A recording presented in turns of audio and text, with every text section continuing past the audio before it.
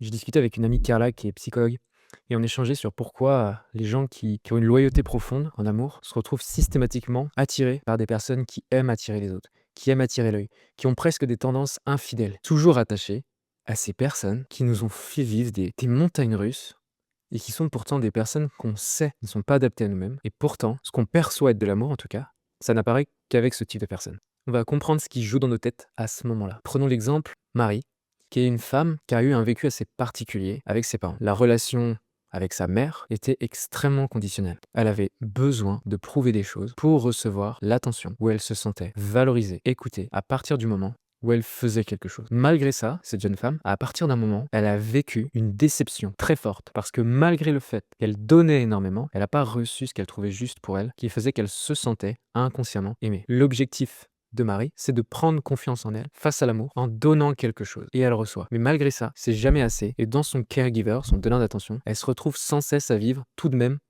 des chutes de déception très fortes qui l'amènent à penser que la nature de l'amour ressemble à ça. Prenons les bases en psychothérapie. Pour intégrer une règle implicite, c'est-à-dire inconsciente, on a besoin de 4 choses. Premièrement, la répétition, la cognition, quelle a été la pensée qui est intervenue dans l'événement qui se produisait. Troisièmement, l'émotion associée. Est-ce qu'elle était de grande souffrance ou d'énormes plaisirs? Et quatrièmement, le consensus social. Parents, autorité, peu importe. Plus ça a été répété, plus implicitement notre ou la relation à l'amour comme Marie a été imprimée, intégrée comme telle. Le déclenchement de l'amour arrive uniquement à partir du moment où on stimule ce schéma cognitif. C'est pourquoi des personnes narcissiques qui eux-mêmes ont vécu une blessure d'abandon à un moment, ont été déçus, se retrouvent sans cesse à faire vivre ce qu'ils ont vécu à leur partenaire par peur d'être déçus. Ils déçoivent un peu, moyennement, beaucoup selon les personnes, ce qui va réactiver le schéma de ces personnes loyales et ces gens narcissiques inconscients de ce qu'ils font, inconscients plus ou moins qu'ils ont tout le temps besoin de plaire, tout le temps besoin d'être assurés, qu'ils ont besoin d'être aimés, d'être validés, au détriment de la volonté de la personne loyale, qui ne se donne que rarement,